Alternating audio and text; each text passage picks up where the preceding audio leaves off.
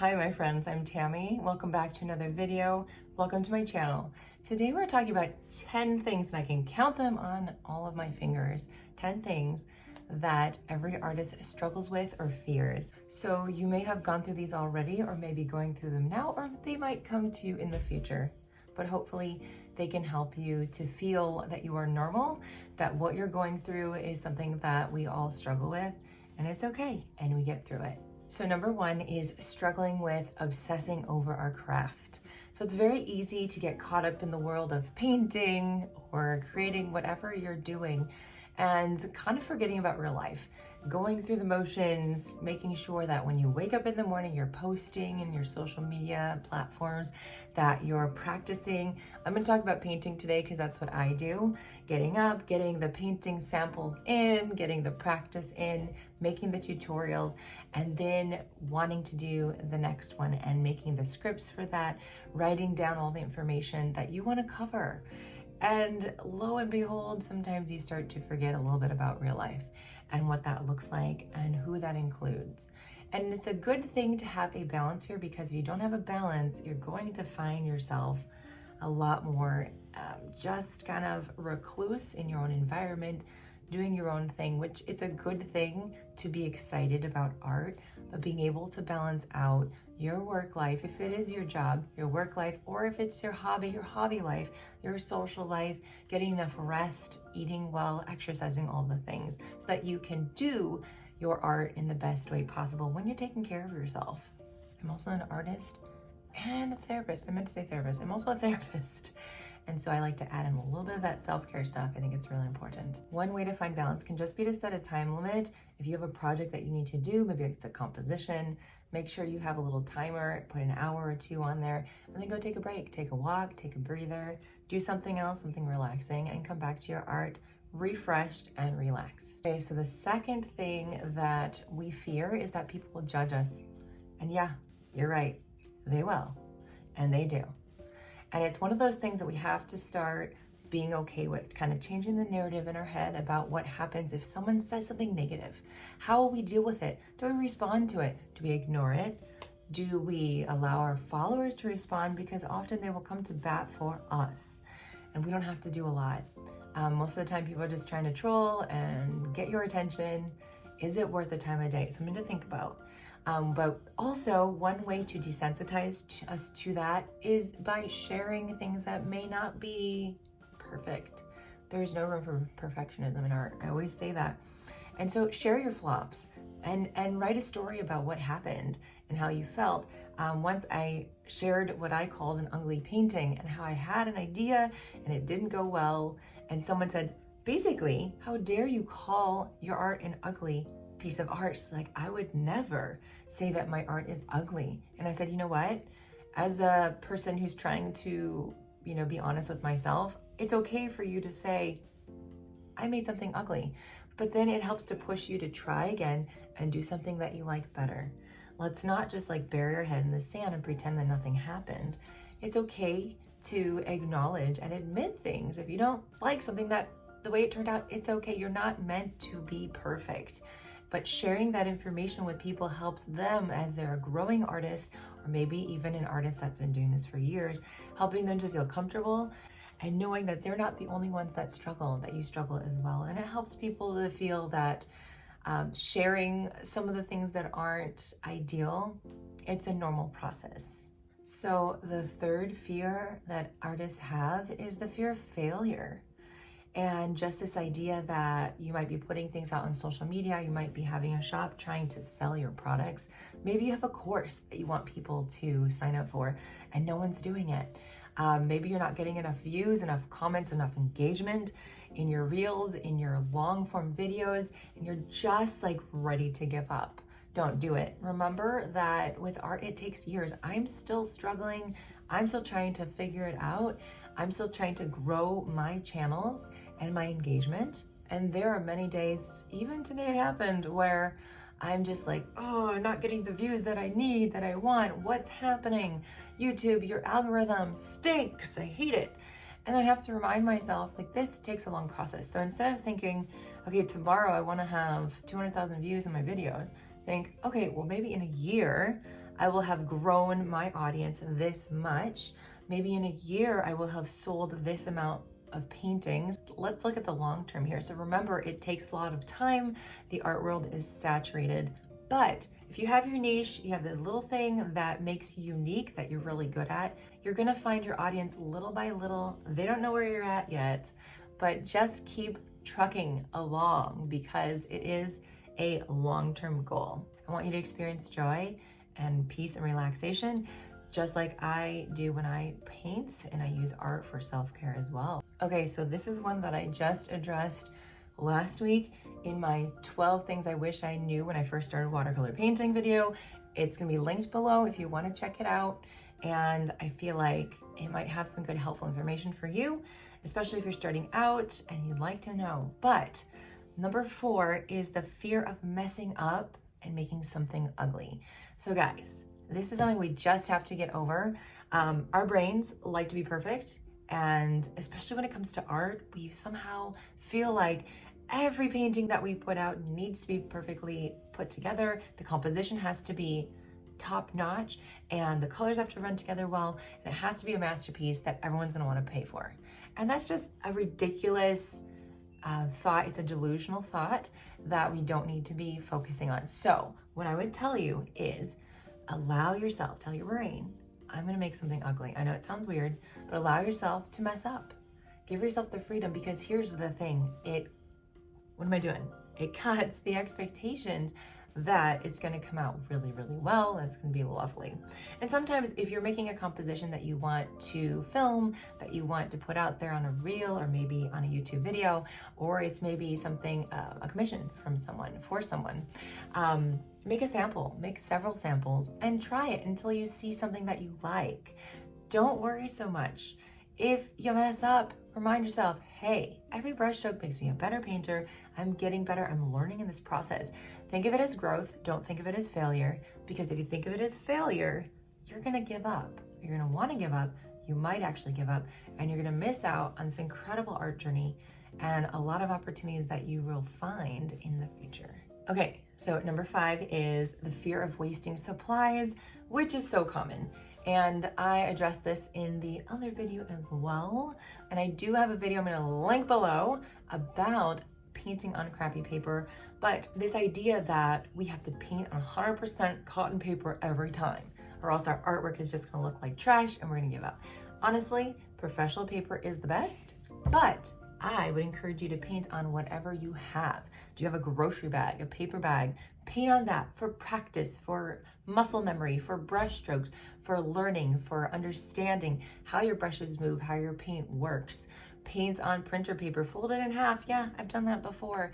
It's not the best, but you can use it for your practice. It's gonna be okay. Get some of those Canson watercolor sketchbooks with the spiral bound. It's actually linked below in my affiliated link. It's one of the sketchbooks that I really love, especially for beginners. It's affordable. Do what you can. If your budget is not huge, just paint on what you can and add to your supply list little by little as you have the money to do that. Think about it as investing, as learning for growth in your journey in the art world. Okay, so number 6, do you like me making these finger counting things? I don't know what I'm saying. But number 6 would be in this struggle with internalizing negative comments from followers, from family, from friends. So internalizing means taking it personally, keeping it all inside, getting really frustrated, and allowing what people are saying to affect your emotions. Don't do that. Please don't do that. I know it's hard, but here's the thing. If you're getting a lot of negative feedback from people, sometimes you need to cut that relationship out. Sometimes you need to have a conversation with the person who's doing that. If it's a person that you love, that is in your life, that you're, seeing a lot. If it's someone on social media, sometimes you gotta block that person. Sometimes you need to say something to them. It just depends on the situation. If you need to get someone out of your life that's there, that's trolling, that's bothering you, don't be afraid to do it. And friends, I just want to say that if you are enjoying this video at this point, please hit the like button and subscribe to my channel so you know when I have other videos in the future. That would be great. I'd appreciate it so much. All right, so the 7th thing that artists struggle with is that we compare our work to other people. and I do this as well. I am definitely guilty of it. It's hard not to do it, okay? You're scrolling through Instagram and you're seeing amazing paintings or art from artists that you really love, and you're feeling down because your style doesn't look like their style, because you're not them, but you're starting to kind of covet the engagement that they're receiving or the ideas that they had that you didn't think of first. And guess what? At least for myself, when I start to compare my work to other artists, then I start to self-doubt, and then I want to give up on everything. And I'd say this probably happens to me about every week or so. Every week or so. And I'm not talking about like, oh, I compared my work to someone else and all that feels kind of bad. I'm talking like deep dive, like really kind of honing in on what other people are creating and being upset that I didn't think of it, and then thinking, man, I'm a terrible artist, I should just give up, like I'm just gonna stop, I have no interesting ideas, I'm uninspired, like just throw in the towel. Like, I'm a therapist, let's just go back to that. Completely, no worries, I've got a day job, it's all good. But then I go back to the fact that art causes me to feel so many beautiful things. It's self-calming. When I'm frustrated, it helps to clear my mind from all the junk. So don't give up, don't think in those terms. If you're finding yourself having a struggle with this, I don't know what I'm doing here. Shut the phone. I know we used to have flip phones a long time ago. Seriously, like just put it away, walk away, go take a walk, go eat a treat, go talk to a friend, do some stuff in real life, and just rethink what you're doing there. Let's develop some relationships. Let's start messaging each other and commenting on each other's posts and encouraging each other. And that's one way to have a little bit of a positive reaction to our brain wanting to compare and getting all negative and sappy. Okay, so number 8 is struggling with anxiety and body tension over our art. So have you ever noticed you're sitting down to paint and your shoulders are like up to here and you're breathing really shallowly and fast maybe? You're not relaxed, you're not enjoying your painting. Your body is preparing for something bad to happen. And what's that fear about? Usually it's about messing up in our art, not liking what we're seeing. And so to remedy this, you just simply need to take a deep breath,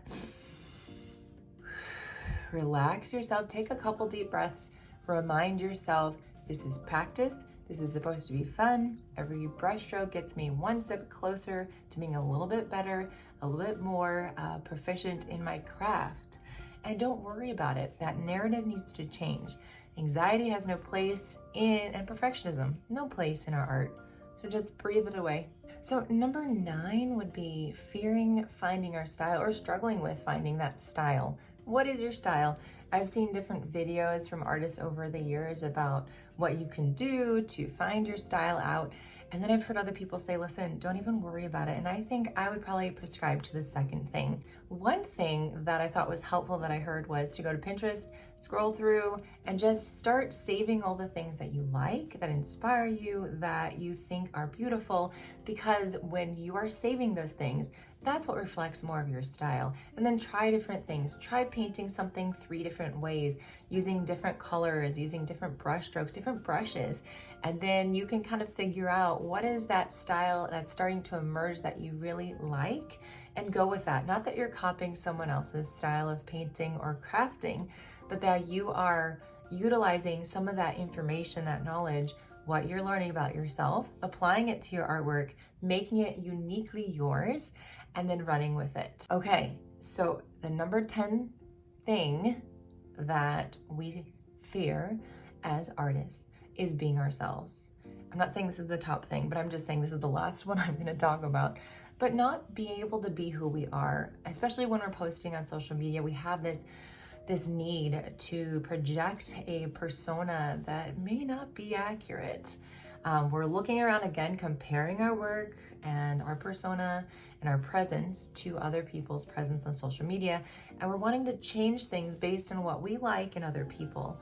But you need to be you. You need to be you because you have the niche that you can utilize to grow your following in a way that is unique from other people, showing your authenticity, showing who you are as a person. People love that. They want to see that, and they see through that fake facade. And I often have to remind myself, even starting this video, I had to redo the intro because I thought, my goodness, I don't sound like myself. What am I trying to do? I have to remind myself, be me, be yourself, and project that out into the world. People will see that and be attracted to it. The people that like your style and who you are. So don't be afraid, don't shy away from you. And I really hope that you will find success on your art journey. And success doesn't necessarily mean dollar signs or followers or engagement, but just being able to share with the world something beautiful and encourage others to do art, not only for themselves in general, but just for self-care, so that they're a happier, healthier, more beautiful person inside and out, so they can use that happiness to share with the world around them and encourage and make other people happy. Well, thank you, friends, for being here to hear about the 10 things and fears that artists go through. I want to let you guys know that I did put out a beginner watercolor series. It is free, completely free on YouTube, and I'm linking that below.